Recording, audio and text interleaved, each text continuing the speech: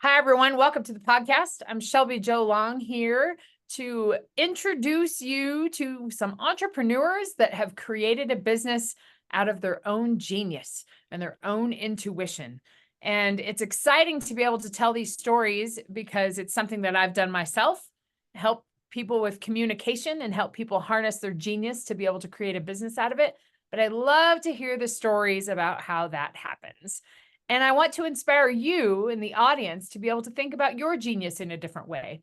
How can I serve a community? How can I create a business out of it? How can I make an impact with people? And I'm very excited for the conversation that we're going to have today. Pooja and I met on LinkedIn, I believe, and we have quite a few mutual contacts. We are in the same space that we serve authors and we serve people that are trying to do some different things with their content. And it's just amazing to talk to some people that have similar businesses because we are stronger together. And when we hear those stories and understand that, we can refer business. That's what makes entrepreneurship just that much more fun. So, Pooja, welcome to the podcast. And I would love for you to introduce yourself and tell us a little bit about your business. Yeah, thank you so much for having me on.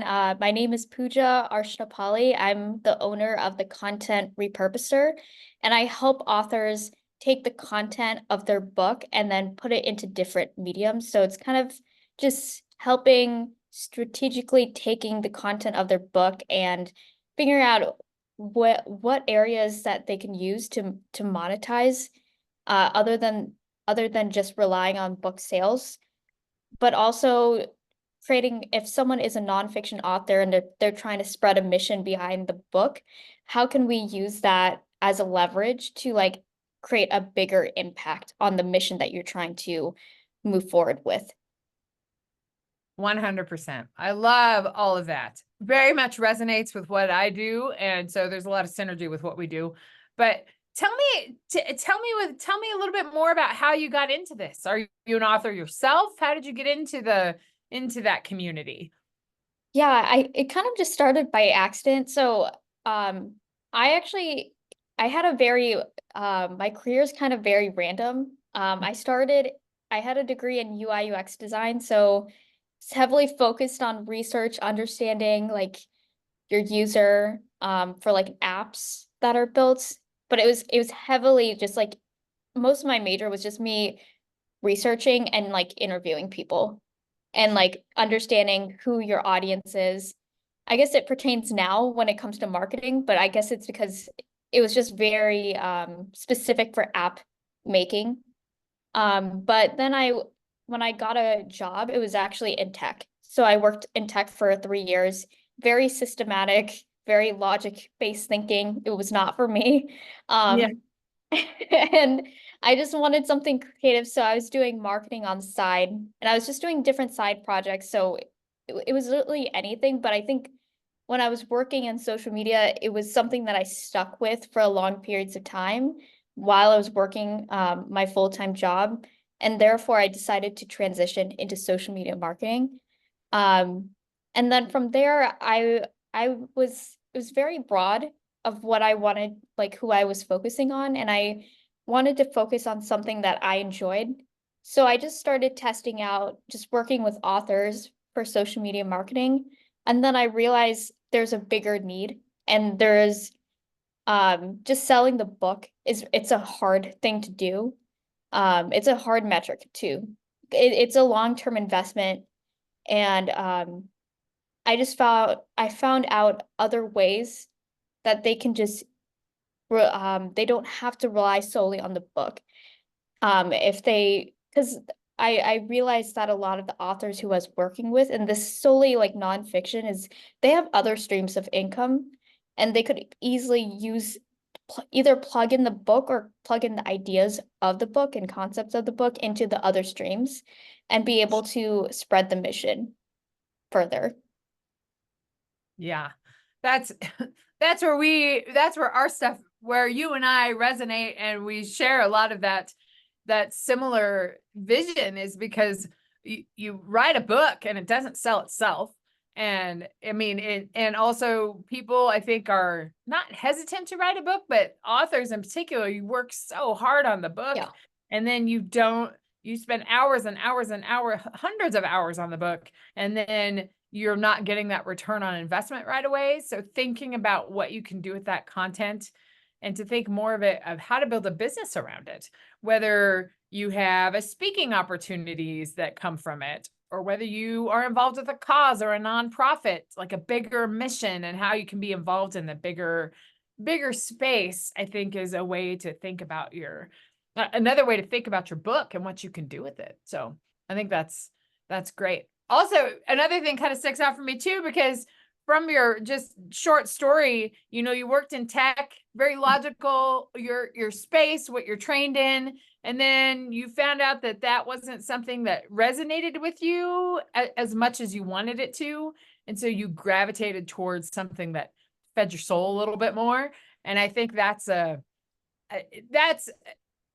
I want to talk about that step, because I think for many genius entrepreneurs out there, there's a fear of stepping away from something stable. I dealt with this myself in academia. It's like, I don't want to separate from academia completely because that's stable and I know I have that job. But to be able to separate from that and go fully into what your passion is, can you talk about that process and what inspired you to do that, first of all, and then kind of the steps on how you did do that? Yeah. So I think like even like back in college, I think I always wanted to be an entrepreneur. Um, but I think at that time I just didn't know what to do. Right. Yeah. So it just made sense to just have a 9 to 5 job. And I think for like tech, I think so the last job that I had in tech was actually really good. Like it was a really good environment, which kind of bummed me out because I didn't really like the work. Yeah. Um, because I really liked the people. It was just a lot of work. And I think at the time I was working full time. It was a pandemic. So all you were doing was work. Yeah. You didn't really have much social interaction. And then on the side, I was doing a part-time job. So I was probably working like 60 to 80 hours a week. Um, and Lot. so yeah, so I think time, like I was like, it's getting time where I'm like, I'm getting burnt out. I have to make a decision because if I want to grow this business, I can't have like I need more time. I need more hours.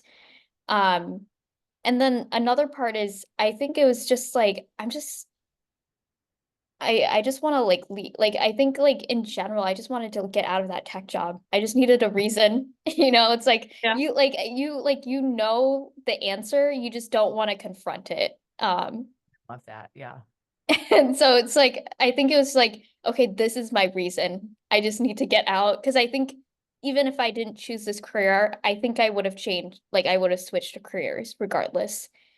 And so this was just my transition of like I just need to move out. And then I think for me, like, I also didn't have many consequences as well.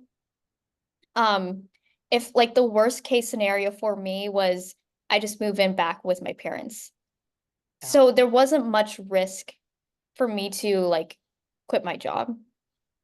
And I also like because I was thinking about it, I didn't just the minute I was like, I need to transition out, it was probably like 2 years when I thought about it. It wasn't like a 30-day notice type of thing, or Right. I thought about it for 2 years, which meant like this is something I'm committed to. It's not a temporary like emotion of like, oh, like one thing happened at work where you're like, oh my God, if I had a business, no, it's a long-term investment. Yeah. So I knew that I was committed. It was enough for me to know that this is the right decision for me. Yeah. And yeah, I think that's an important thing to talk about too. It's like, yes, you can jump off the cliff, and I've known people that have done that and done that successfully. But if you're thinking about it and it can be part of your plan, I think that's a way to think about it too, where your side hustle then turns into your business and you're able to cut those ties. So those are some important things to think about. But also, like, you're young, and so there wasn't a lot of consequences to that. And I wonder, and maybe this is a generational thing. I don't know if that, like in my generation where it was like, you get your job, you work your job until you retire, and then, there's post-retirement, but I feel like a lot of people that are my age, which is like getting into your second career almost before the retirement age happens, because there's time. And I wonder if the pandemic Yeah. kind of sped up that mentality. And I wonder if like the millennial generation and the Gen X generation, if they have that mentality more, that my time needs to be quality. And it's much more about quality of life rather than it is the security, So I just kind of wonder, it just talks on about all those bigger reasons out there to have that conversation. So Yeah, I think when you said that, it kind of reminded me. So I think the reason why I picked UI UX design as a career, because I actually was in a creative field where UI UX design was it was like a smaller concentration. My actual major was interactive media. So like other people were like in animation and game design. So it was actually very creative. But very I creative. picked the most practical one because I wanted to like be able to travel anywhere. I was like, this job is demanded like any type of city, anywhere. And I just wanted to like, I think I just wanted to travel or like be able to like work remote. 100%. Yeah. Which is also something that's really attractive, but you also created something where you can do that too. Yeah. So do you feel so getting a little bit more into what you do, talk a little bit more about your content repurposing. Like, do you take things in the book and is it a marketing approach that you have, or do you develop other content like blogs or podcasts?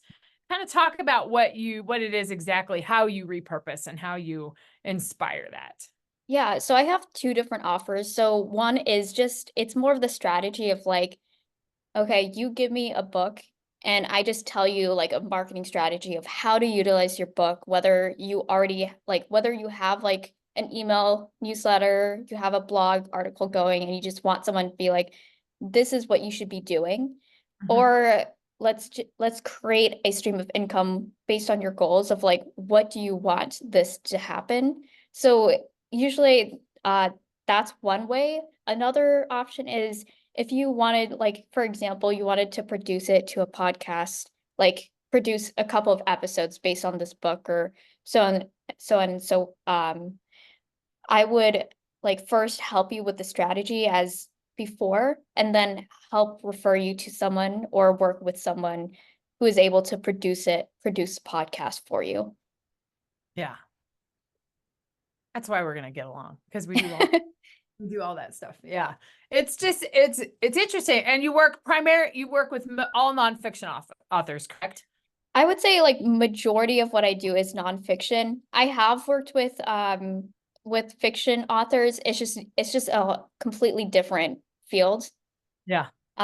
It's more of like social media marketing or content repurposing, which is still what I do. It's just a little bit different compared to nonfiction.